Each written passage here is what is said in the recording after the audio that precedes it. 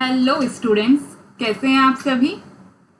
Last video में हमने discuss किया था कि किस तरीके से in two sector economy money का सर्कुलेशन होता है, from household to firm and from firm to household. तो ये था हमारा first chapter of macroeconomics. आज हम शुरू करेंगे हमारा video with the very basic concept of macroeconomics. जब हम कैलकुलेशन करते हैं नेशनल इनकम की, वहाँ पर कुछ टर्म्स यूज होती है जो हमारी कंप्यूटेशन में हेल्प करती है। अगर हमें उन टर्म्स के बारे में नॉलेज ही नहीं होगा, हमें पता ही नहीं है कि who is known as a normal resident of a country, who is resident और citizen of a country, and what is factor income, what is transfer income, if we are not aware about all these terms, then how we will calculate the national income? That's why this chapter is very important to understand that who is known as a normal resident of a country and who is known as a resident or citizen of a country.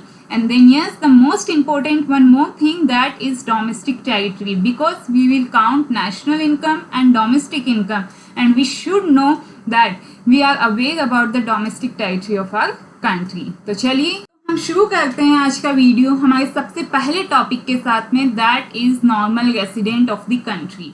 किसको बोला जाता है और कौन एक country का normal resident होता है? द पर्सन और इंडिविजुअल और इंस्टीट्यूशन। यहाँ पर इंडिविजुअल और इंस्टीट्यूशन से क्या मीन हुआ? इंडिविजुअल मीन्स हम, एनी बड़ी, राम श्याम सीता गीता, कोई भी पर्सन जो उस पर्टिकुलर कंट्री में रह रहा है, first thing. And the another thing is that is institution, like Tata company, Ambani company.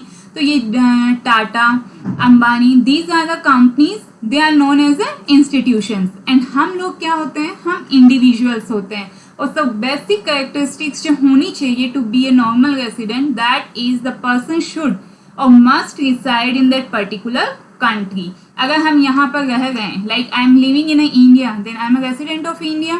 ये एक सबसे सिंपल कॉन्सेप्ट है कि एनी इंडिविजुअल और institutions who is living in that particular country will be known as a resident of that particular country. And the second thing, that is whose center of economic interest. whose center of economic interest से यहाँ पर क्या मतलब होगा? The person who is spending and earning money in that particular country. उसका जो खाना पीना रहना कमाना वो सब कहाँ होगा? उस पर्टिकुलर कंट्री में हो रहा है। Then that person will be known as a resident of particular country, कि वहाँ पर ही उसका प्रोडक्शन का काम हो रहा है, वहीं पर उसके कंजम्पशन का काम हो रहा है, एंड वहीं पर एक्सपेंडिचर जो हो रहा है, सब कुछ जहाँ पर हमारा इकोनॉमिक इंटरेस्ट लाइज करता है, जिस कंट्री के अंदर, हम उस कंट्री के रेसिडेंट कहलाते हैं। अब यहाँ पर जो कुछ चीज़ें हमें समझने की है वो क्या है? यहाँ हमने डिस्कस किया person who resides in a country, ठीक है। यहाँ एक चीज़ ध्यान रखना, इफ सपोज करते हैं I am living in India from last 30 years, fine, but last year I shifted to USA. मैं कहाँ रह गई हूँ? इंडिया में रह गई हूँ, बट लास्ट ईयर मैं यूएसए में शिफ्ट हो गई हूँ। अब मुझे यूएसए में रहते 1 year कंप्लीट हो गया है। जब मुझे यूएसए में रहते हुए 1 year कंप्लीट हो गया है, then I will become the resident and normal resident of USA. तो इससे क्या समझ में आया? इससे ये समझ में आया कि if a person spend 1 year और मोर than 1 year in a country, more than 1 year in a country, then that person will be known as a normal resident of that particular country. तो यहाँ पर इस चीज को बहुत अच्छे से माइंड में रखना कि जब नॉर्मल रेसिडेंट की डेफिनेशन आती है, any individual, any institutions can be a part or can be known as a normal resident, but the most important condition, that person is living in that particular country for at least 1 year. पिछले 1 साल से वो person उस particular country में रह रहा हो और उसे 1 साल से ज़्यादा उस कंट्री में हो गया, तो वो क्या कहलाएगा? हमारा normal resident of that particular country, and उसका इकोनॉमिक इंटरेस्ट उस कंट्री में लाइज करता है। एंड हमने देखा इकोनॉमिक इंटरेस्ट से मतलब है उसका रहना खाना पीना कमाना वो उस पर्टिकुलर कंट्री से हो रहा है। That person will be known as a normal resident of a particular country. Clear? अब यहाँ तो हमने ये डिस्कस किया है कि who is known as a normal resident of country. to make it more easy, these are the things which is not included under normal resident of particular country. तो जब हम किसी कंट्री की बात करेंगे, यहाँ पर ये कुछ टर्म्स और कुछ लोग रहते हैं जिनको हम नॉर्मल रेसिडेंटशिप में काउंट नहीं करते हैं. अब कौन कौन से लोग होते हैं? सबसे पहला and the most important, foreign tourist and visitors. मैं गई यूरोप में घूमने के लिए, ठीक है. I spend over there at least 2 months. I am a tourist for that particular place. मैं यूरोप की क्या हूँ? टूरिस्ट हूँ. अब मैं वहाँ की क्या रेसिडेंट बन जाऊंगी? No, because my purpose is very clear. I went there just for visiting purpose, just for recreational activity, or we can say just for my entertainment purpose. That's why I will not be known as a normal resident of the Europe. तो यहाँ पर ये चीज़ ध्यान रखना, if anybody who is a tourist and who is a visitors, क्योंकि ये लोग क्या करते हैं, टूरिस्ट हुए, विजिटर्स हुए, दे विल विजिट पर पर्टिकुलर कंट्री, बट उनका जो टाइम पीरियड होता है ना वो 1 month नहीं होता, सॉरी 1 year नहीं होता है. हम भी जानते हैं, अभी हमने देखा था कि अगर 1 year से ज़्यादा मैं स्पेंड कर लेती, then definitely I will become the normal resident of that particular country. But I go there and just visit and just for the entertainment, and इसी तरीके से मैं one place to another place or one country to another country visit करती हूँ. तो I am a visitor, so I will not be known as a normal resident. तो यहाँ हम वही कुछ टर्म्स देख रहे हैं कि जो नॉर्मल रेसिडेंटशिप में काउंट नहीं होती हैं. देन सेकेंड टर्म आता है, that is foreign staff of embassies, officials and member of armed force. जो फॉरेन स्टाफ है, किसका? एम्बेसीज का, ऑफिशियल्स का. ये लोग कहाँ से बिलोंग करते हैं? ये ऑटोमेटिकली फॉरेन से बिलोंग कर रहे हैं. उनका नॉर्मल रेसिडेंट से कनेक्शन नहीं होता. They will not be included as a normal resident. जो आर्म्ड फोर्स है, जिस पर्टिकुलर कंट्री की वो आर्म्ड फोर्स है, वो उसी में काउंट होगी. वो जिस कंट्री में वर्क कर रही है वहाँ उसका कोई काउंटेशन और कंप्यूटेशन में उनको इंक्लूड नहीं किया जाएगा. Then international organisation such as WHO, IMF. ये क्या है? ये इंटरनेशनल ऑर्गेनाइजेशंस है. इन इंटरनेशनल ऑर्गेनाइजेशंस को भी नॉर्मल रेसिडेंट में काउंट नहीं किया जाता. ऑल्दो इसकी कोई ब्रांच या कोई ऑफिस आपकी कंट्री में इस्टेब्लिश हो, but that doesn't matter, they will not be included as a normal resident of country. Then आता है हमारा crew members of foreign vessels, commercial travels and seasonal workers. ये जो लोग होते हैं, crew members of foreign vessels, commercial travels and seasonal workers, they also work from one country to another country, fine, but they also, ये condition यहाँ पर specifically apply होगी कि they has not spend at least they have not spent 1 year in a particular country. नहीं, ये लोगों ने 1 साल अभी तक वहाँ पर स्पेंड नहीं किया. बिकॉज हम जानते हैं कि if I spend 1 year in a particular country तो ऑटोमेटिकली मैं वहाँ की नॉर्मल रेसिडेंट बन जाऊंगी. बट यहाँ पर crew members of foreign vessels, commercial travels and seasonal workers, ये एक शॉर्ट टाइम पीरियड के लिए होते हैं, इसीलिए हम इनको क्या नहीं बोलते हैं, हम इनको नॉर्मल रेसिडेंटशिप में काउंट नहीं करते हैं. Border workers who live near international border. अब आप लोग खुद देखिए कि ये लोग क्या हैं, ये अपने वर्क के पर्पज से अपनी इंटरनेशनल बॉर्डर्स को क्रॉस करते रहेंगे, कभी इस कंट्री में कभी उस कंट्री में. इनका यही काम रहेगा because they are living near the border of the country. जब वो बॉर्डर ऑफ द कंट्री रह गए हैं तो वहाँ पर ये मैटर नहीं करेगा where they live, not where they work.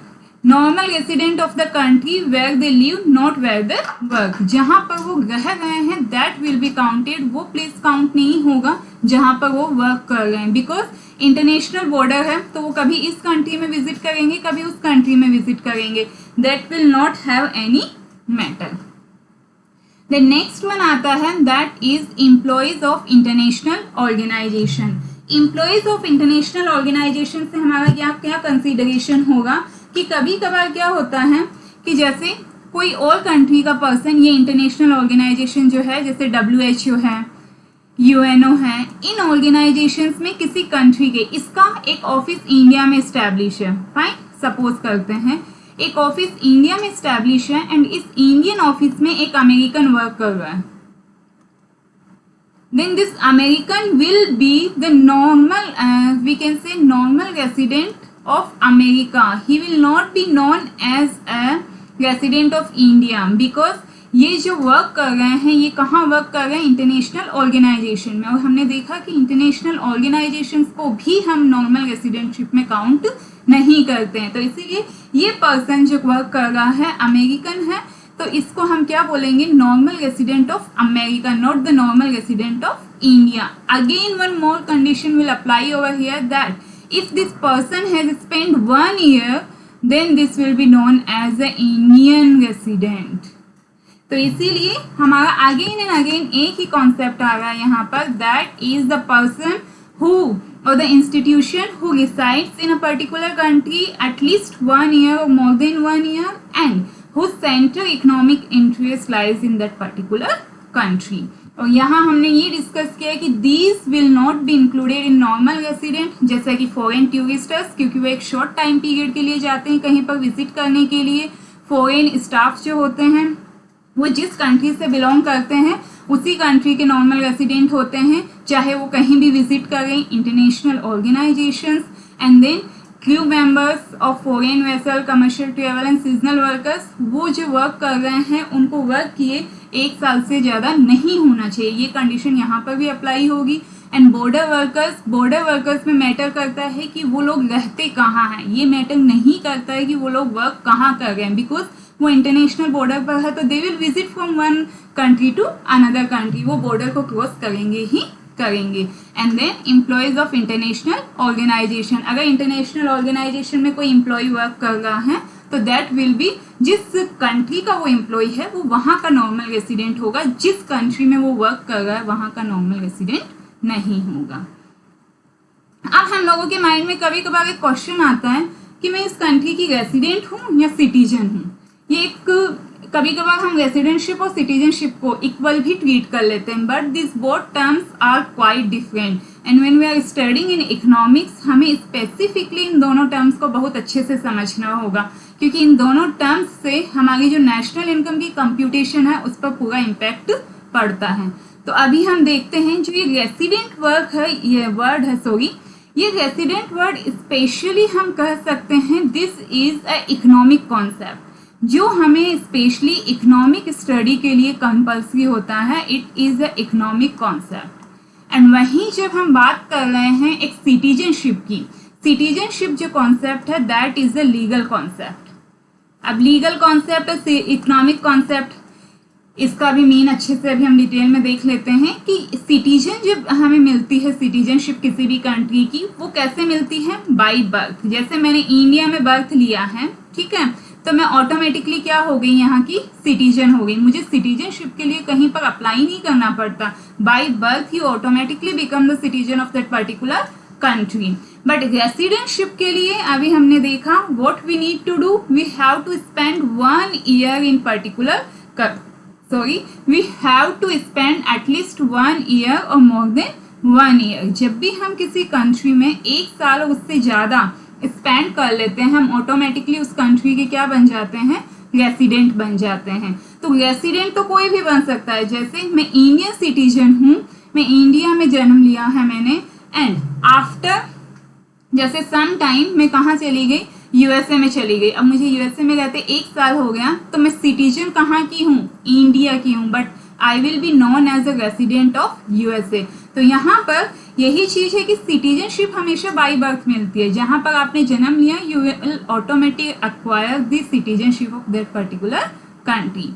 Then second term आता है दैट इज आफ्टर सिटीजनशिप, आपका जो इम्पोर्टेंट टर्म्स है, some time by law also you can apply. By law also you can apply means आप लोगों ने सुना होगा ग्रीन कार्ड, ब्लू कार्ड जो होता है। अगर जैसे मुझे यूएसए में रहते हुए 3-4 साल हो गए, 5-7 साल हो गए, now I want to acquire the citizenship of USA, तो मैं क्या करूंगी, मैं वहाँ की गवर्नमेंट में उसके लिए अप्लाई करूंगी, ठीक है। अब वहाँ की गवर्नमेंट अगर सुटेबल समझेगी तो मुझे उसके लिए परमिट करेगी, यहाँ पर कोई कंपल्सन नहीं है। इफ दे विल फाइंड कि यस इस पर्सन का मोटिव इस कंट्री में रहने का करेक्ट है, इस पर्सन को यहाँ की सिटीजनशिप दी जा सकती है, देन हो सकता है यूएसए मुझे वहाँ की क्या दे देगी, सिटीजनशिप दे देगी। और हो सकता है they will not find it preferable, तो वो लोग मुझे नहीं भी देंगे। But yes we have another option that is by law also we can acquire the citizenship of that particular country. हमारे पास एक चॉइस रहती है कि हम लॉ के थ्रू भी किसी कंट्री की सिटीजनशिप को ले सकते हैं। And then another thing that is which is applicable in residential, यहाँ हमने देखा कि 1 year and more and their economic interest, जो अभी हमने डिस्कस किया था इन डिटेल, इकोनॉमिक इंटरेस्ट उस पर्टिकुलर कंट्री में होना चाहिए। और इकोनॉमिक इंटरेस्ट मतलब उसका spending and earning and production consumption सब कुछ इस पर्टिकुलर कंट्री से होना चाहिए। Then that person will be known as a resident of that particular country. जैसे हम बोलते हैं कि मेरी दीदी तो फॉरेन में है, ठीक है, अब उसका बेबी अगर फॉरेन में ही बर्थ ले लेगा तो वो ऑटोमेटिकली क्या हो जाएगा, अमेरिका में रहती है, यूएसए में रहती है, तो ऑटोमेटिकली उसका बेबी अमेरिकन हो गया, क्योंकि वहाँ की सिटीजनशिप उसे कहाँ से मिल गई, बाई बर्थ ही मिल गई। Although your sister is Indian citizen but by birth उसके बेबी को क्या मिल जाएगी, फॉरेन सिटीजनशिप मिल जाएगी। और यहाँ पर रेसिडेंटशिप के लिए हमें क्या करना होता है, we just spend 1 year over that country and हमारा पर्टिकुलर जो इकोनॉमिक इंटरेस्ट है उस पर्टिकुलर कंट्री में होना चाहिए। एंड वन मोर थिंग, जैसे मैंने अभी पहले स्टार्टिंग में एक्सप्लेन किया था कि I am a Indian citizen, fine, and being a Indian citizen I also can become what, I also can become US resident. क्या हो सकता है ऐसा? यस, जो अभी हमने डिस्कस किया था, मैंने इंडिया में बर्थ लिया है, that's why I am a Indian citizen and why I will be known as a US resident, because last 1 year से मैं कहाँ रह गई हूँ, यूएसए में रह गई हूँ, वहीं पर मेरी अर्निंग हो गई है एंड वहीं पर मेरी स्पेंडिंग हो गई है, मेरी जो भी इकोनॉमिक एक्टिविटीज और इकोनॉमिक इंटरेस्ट है यूएसए से बिलोंग करता है, then I will be the USA resident. तो एक पर्सन एक कंट्री का सिटीजन होते हुए किसी दूसरी कंट्री का क्या हो सकता है, रेसिडेंट भी हो सकता है। Is that clear? तो ये हमारा सबसे इंपॉर्टेंट था कि who will be known as a normal resident, anybody who has spend 1 year and more than 1 year in particular country and who centre of economic interest lies in that particular country, जहां उसकी spending हो गई है, earning हो गई है, तो वो पर्सन उस पर्टिकुलर कंट्री का क्या कहलाएगा, नॉर्मल रेसिडेंट। और ये हमें इसीलिए समझना जरूरी है कि जिस कंट्री के आप रेसिडेंट रहोगे उसी कंट्री की इनकम में आपकी इनकम को काउंट किया जाएगा। तो ये हमारे लिए यहाँ पॉइंट जरूरी था। अब आता है who is and sorry what is known as a factor income. Factor income क्या होती है? थोड़ा बहुत तो अगर आप लोगों ने सर्कुलर फ्लो ऑफ इनकम पढ़ा है, then you people very well know कि हमारा factor income and factor payment हम किसको बोलते हैं। फैक्टर इनकम होती है refers to income which received by the factor of production. Factor of production से हमारा मतलब क्या हुआ, land, labour, capital, entrepreneur, fine, these are the factor of production. और इन फैक्टर ऑफ प्रोडक्शन से जब हम फैक्टर सर्विसेज एक्वायर करते हैं उनके बदले में हमें जो पेमेंट मिलता है, rent, wages, interest and profit, this is known as a factor income. और ये एक पार्टी के लिए इनकम है और दूसरी पार्टी के लिए पेमेंट। कैसे? ये सारी सर्विसेज जो है फैक्टर सर्विसेज, ये कौन प्रोवाइड करवा रहा है, house hold. These services are provided by household. To whom? To firm. और उसके बदले में फर्म क्या करेगी, फर्म ये सारा पेमेंट करती है। ये फैक्टर सर्विसेज जो ली है उन पर जो पेमेंट कर रही है, rent, wages, interest and profit, payment किसको कर रही है, फर्म पेमेंट कर रही है हाउस होल्ड को। तो this is known as a factor payment. जो फैक्टर सर्विसेज के बदले में हमें मिलता है that is known as a factor income. तो हाउस होल्ड को तो मिल रहा है तो उसके लिए तो ये क्या हो गई, इनकम हो गई। एंड फर्म्स इसको क्या कर रही है, पे कर रही है, तो फर्म्स के लिए क्या हो गया, पेमेंट हो गया। एंड हम फैक्टर इनकम को रिपीट क्यों कर रहे हैं, क्योंकि ये हमने सर्कुलर फ्लो ऑफ इनकम में समझा था, बट यहाँ पर इसका कॉन्सेप्ट इसलिए भी समझना जरूरी है कि जो ये फैक्टर इनकम है उस फैक्टर इनकम को इंक्लूड किया जाता है किसमें, इन द नेशनल इनकम में। जब हम नेशनल इनकम की कैलकुलेशन करेंगे वहां पर ये सबसे इंपॉर्टेंट होगा। हमें पता होना चाहिए कि which is a factor income और फैक्टर पेमेंट हमारी कंट्री का जो है, जिससे कि हम हमारी कंट्री की इनकम को आइडेंटिफाई कर सकें। तो इसीलिए फैक्टर इनकम वो होती है जो फैक्टर सर्विसेज, कौन सी फैक्टर सर्विसेज, ये सारी फैक्टर सर्विसेज देने पर हमें जो रिसीव हुआ है that is known as a factor income. और फैक्टर इनकम किस में काउंट होता है ये हम देख चुके कि फैक्टर इनकम हमेशा नेशनल इनकम में काउंट होगा। क्लियर?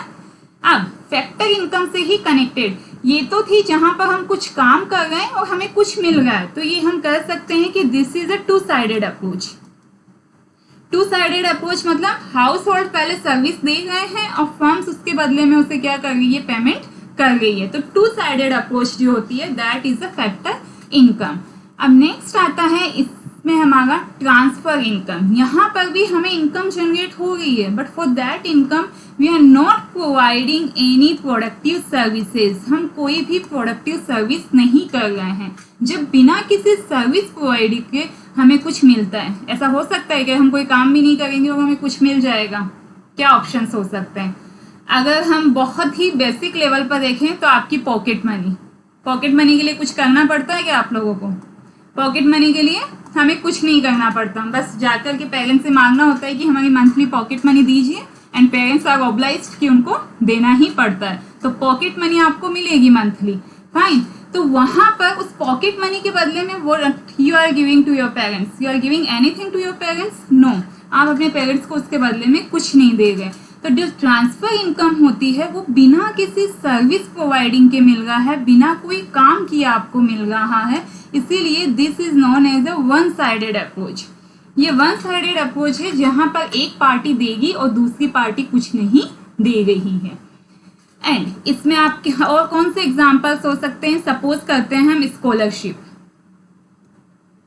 फाइन, स्कॉलरशिप हुआ, old age pension, these are the examples of transfer income. जहां पर ट्रांसफर इनकम हो रही है वहां पर आप कोई प्रोडक्टिव सर्विसेज नहीं कर रहे हो, मीन्स आप कोई प्रोडक्शन नहीं कर रहे हो, but still you are getting something, आपको कोई इनकम जनरेशन हो रही है। एंड ये इनकम, स्कॉलरशिप जरूरी नहीं है आपको इंडिया से ही मिले, हो सकता है ये स्कॉलरशिप आपको कहाँ से मिल रही है, अब्रोड से भी मिल रही है, still that will be known as a transfer income. जहां पर बिना कोई सर्विस प्रोवाइड किए हुए आपको क्या मिल रहा है, कुछ ना कुछ इनकम मिल रही है और कुछ ना कुछ आपको उसके बदले में, जैसा हमने डिस्कस किया था कि एक पार्टी के लिए वो इनकम हो जाती है और दूसरी पार्टी के लिए वो क्या हो जाता है, पेमेंट हो जाता है। जो इम्पोर्टेंट थिंग है that is transfer income will not included into national income. हम नेशनल इनकम में ट्रांसफर इनकम को कैलकुलेट नहीं करते हैं। This is excluded from the national income. इसीलिए हम लोगों ने इसका डिफरेंस पढ़ा है, इसीलिए हमको ये पढ़ना जरूरी था, बिकॉज वी शुड नो कि ट्रांसफर इनकम क्या होती है एंड फैक्टर इनकम क्या होती है। अगर हमें पता ही नहीं होगा कि फैक्टर इनकम क्या होती है और ट्रांसफर इनकम क्या होती है, कैसे हम उसको नेशनल इनकम में इंक्लूड और एक्सक्लूड करेंगे? That's why this is the important thing कि हमें पता होना चाहिए कि इनकम जो है, ट्रांसफर इनकम जो बिना किसी सर्विस प्रोवाइडर की मिलती है एंड बिना किसी सर्विस प्रोवाइड किए हुए मिलती है, और जो फैक्टर इनकम है उसके लिए आपको सर्विसेज प्रोवाइड करनी पड़ती है। आई थिंक अब सबको इसका डिफरेंस समझ में आ गया होगा कि क्या होता है। सबसे पहला factor income which is a two sided approach. Factor income कौन सी अप्रोच है? ये टू साइडेड अप्रोच है, जहां पर एक पार्टी सर्विस दे रही है and the another party is receiving something. और वहीं ट्रांसफर इनकम क्या है? वन साइडेड अप्रोच, जहां पर एक पार्टी सर्विस एक पार्टी कुछ ना कुछ रिसीव जरूर कर रही है, but another party is not giving anything to that particular party. Then second आता है हमारा दैट इज फैक्टर इनकम। किस लिए मिलती है हमें? जो इसकी डेफिनेशन है, फैक्टर इनकम की जो अर्निंग होती है बाय प्रोवाइडिंग और रेंडरिंग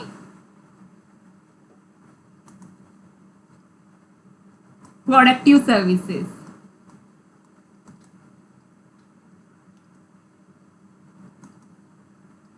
एंड ट्रांसफर इनकम जहां पर we need not to provide without rendering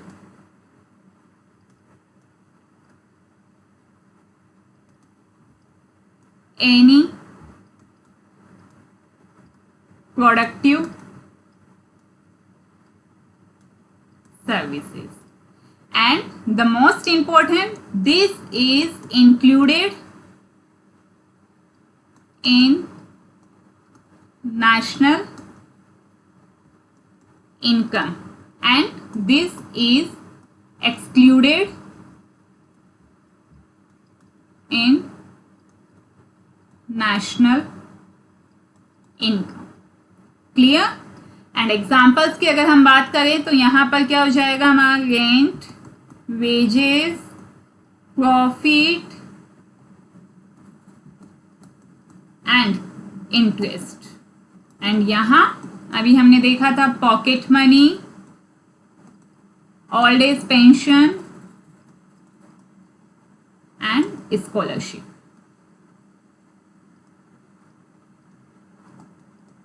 आया समझ में कि what is the difference between factor income and transfer income? This is a two sided approach, this is a one sided approach. This is we are getting by productive services. जो factor services होता है उसके बदले में मिलती है, ये बिना किसी सर्विसेज के मिल रही है. यहाँ पर हम इसको नेशनल इनकम में काउंट करेंगे, उसकी कंप्यूटेशन में लेंगे, और इसको हम नेशनल इनकम की कंप्यूटेशन में नहीं लेंगे. Example rent, wages, profit and interest and pocket money, old age pension and scholarship. तो यहाँ ये हमारा जो इम्पोर्टेंट टॉपिक था उसका अब लास्ट टॉपिक है, दैट इज डोमेस्टिक टेरिटरी. जितना इम्पोर्टेंट हमें यह आइडेंटिफाई करना है कि who is the normal resident of that particular country, हमारे लिए ये भी जरूरी है कि अब उस पर्टिकुलर कंट्री की डोमेस्टिक टेरिटरी में क्या चीज़ें आ रही है. क्योंकि जब हमें पता ही नहीं है कि कौन कौन सी चीज़ें एक पर्टिकुलर कंट्री में आ गई है, तब उससे जनरेट होने वाली इनकम के बारे में हमें कैसे पता चलेगा. और जब पता ही नहीं चलेगा तो हम उसको कंप्यूटेशन में कैसे काउंट करेंगे. तो इसीलिए we should know and we must know कि हमारी जो टेरिटरी है, कंट्री की जो डोमेस्टिक टेरिटरी है, उसमें कौन कौन सी चीज़ें इंक्लूड होती हैं एंड कौन कौन सी चीज़ें उसमें एक्सक्लूड होती है. तो हम अब हमारा लास्ट टॉपिक डिस्कस करते हैं, दैट इज डोमेस्टिक टेरिटरी. एक कंट्री की डोमेस्टिक टेरिटरी में हम किसको काउंट करते हैं? तो जो कंट्री की बाउंड्री होती है, जैसे ये इंडिया का मैप है, फाइन, ये इंडिया का मैप है, तो इस इंडिया के मैप के अंदर जितनी भी चीजें आएगी वो चीजें, इट डजेंट मैटर. इसमें कॉन्सेप्ट जो रहेगा हमारा नोट करने का, यहाँ पर ये चीज ध्यान रखना, यहाँ पर ओनरशिप से मतलब नहीं है कि उसकी ओनरशिप इंडियन की है या फॉरेन की है. बट अगर वो इंडिया कोई फॉरेन चीज, फॉरेन कंपनी है या कुछ फॉरेन का है, but if that is in our country और आवर बाउंड्री, और वहाँ पर वो इजीली सर्कुलेट हो सकते हैं अपनी गुड्स को, अपने लोगों को, that will also include in our country. तो वो अभी हम डिटेल में डिस्कस करने वाले हैं. तो ये जो इंडिया का मैप है, इस मैप के अंदर आने वाली हर चीज वो क्या हो गई, हमारी कंट्री की पॉलिटिकल फ्रंटियर्स हो गई. और जो भी पॉलिटिकल फ्रंटियर्स होता है किसी कंट्री का, that is known as a domestic territory. उसको हम बोलते हैं डोमेस्टिक टेरिटरी. तो यहाँ पर ये एक डेफिनेशन इस चीज को, इससे इंपॉर्टेंट डेफिनेशन हम कर सकते हैं कि ये चीज हमारी माइंड में क्लियर करती है that geographical territory administered by a government with in which person, goods, capital circulated freely. जैसे यहाँ पर अभी मैंने बोला था, अब ये मेरी कंट्री की बाउंड्री है, फाइन. तो इस कंट्री के अंदर जब पर्सन, गुड्स और कैपिटल, चाहे वो किसी भी कंट्री के हो, if they are able to visit freely, उन पे कोई रेस्ट्रिक्शंस नहीं है, then that thing is come under my domestic territory और माय कंट्रीज डोमेस्टिक टेरिटरी. तो इसमें कौन कौन सी चीजें इंक्लूड होती हैं? Territorial water of the country, जो पानी है आसपास का जितना भी, वो सब किस में काउंट होता है? मेरी ही कंट्री, मतलब domestic territory of particular country. Ships and aircraft operated by the resident of the country. अब हमारी कंट्री के जो कह सकते हैं हम लोग हैं, शिप्स है, एयरक्राफ्ट है, जैसे कि air India, fine. Air India क्या कर रही है कि फ्लाइट चलाती है, कहाँ पर? बिटवीन, हम कह देते हैं USA to Japan, fine. But ये जो एयर इंडिया है वो रेसिडेंट कहाँ की है? वो रेसिडेंट है ऑफ द इंडिया, फाइन. तो वो इंडिया रेसिडेंट है, वो ऑपरेट कर रही है अपना जो ऑपरेशन है, शिप्स है, यूएसए टू जापान. तो ये किस में आएगी? Air India. Air India will come under domestic territory of my country. My country से मतलब है India. Air India will come under domestic territory of India. तो यहाँ पर ये चीज ध्यान रखनी है कि ships and aircraft operated by the resident of the country, जिस कंट्री के लोग इनको ऑपरेट कर रहे हैं, ये उस कंट्री की डोमेस्टिक टेरिटरी कहलाएंगे. किसी और कंट्री की है और किसी और कंट्री में विजिट कर रही है, तो वो उस कंट्री की डोमेस्टिक टेरिटरी में काउंट होगी.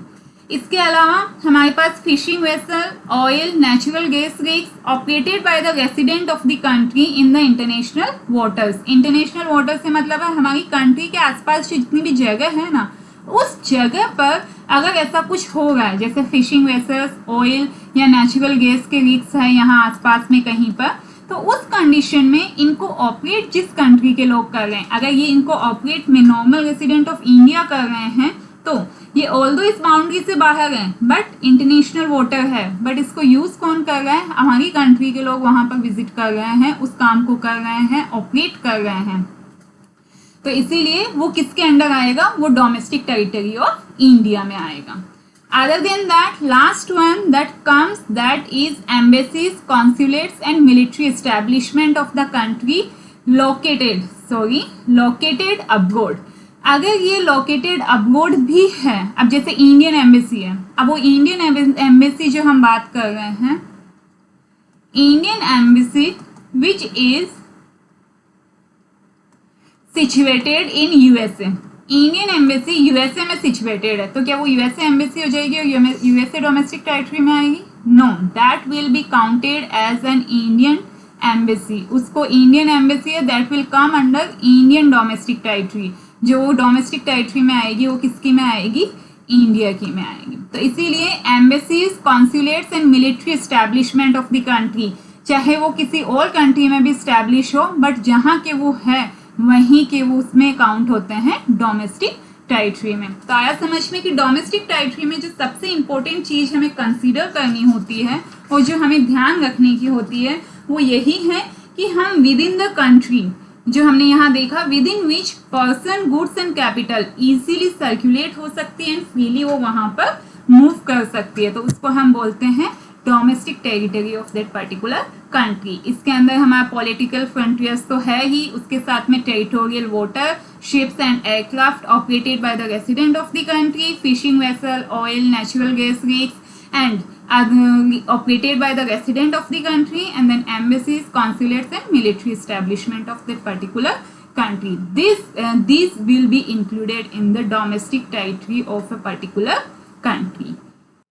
तो अभी हमने देखा कि कौन कौन सी चीज़ें हैं जो हमारी कंट्री की डोमेस्टिक टेरिटरी में इंक्लूड होती है। अब हम उन चीज़ों के बारे में डिस्कस करेंगे जो कि हमारी कंट्री की डोमेस्टिक टेरिटरी में काउंट नहीं होती है। अब वो कौन कौन सी चीज़ें हैं? The embassies, consulates and military establishment of a foreign country। जो एम्बेसीज फॉरेन कंट्री की है, अगर वो हमारी कंट्री में एस्टेब्लिश है तो वो हमारी कंट्री की डोमेस्टिक टेरिटरी में काउंट नहीं होगी।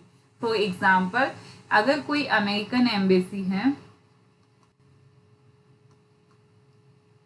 जो कि इंडिया में सिचुएटेड है, फाइन, ये जब इंडिया में सिचुएटेड है तो it will not be counted as a domestic territory of India, ये इंडिया की डोमेस्टिक टेरिटरी में काउंट नहीं होगी। The same rule applicable for consulates and military establishment. अगर कोई मिलिट्री एस्टेब्लिशमेंट इंडिया में है किसी फॉरेन कंट्री का, तो वो इंडिया की डोमेस्टिक टेरिटरी में काउंट नहीं होगा। And the second thing, that is international organisations like UNO, WHO located in geographical boundaries of country.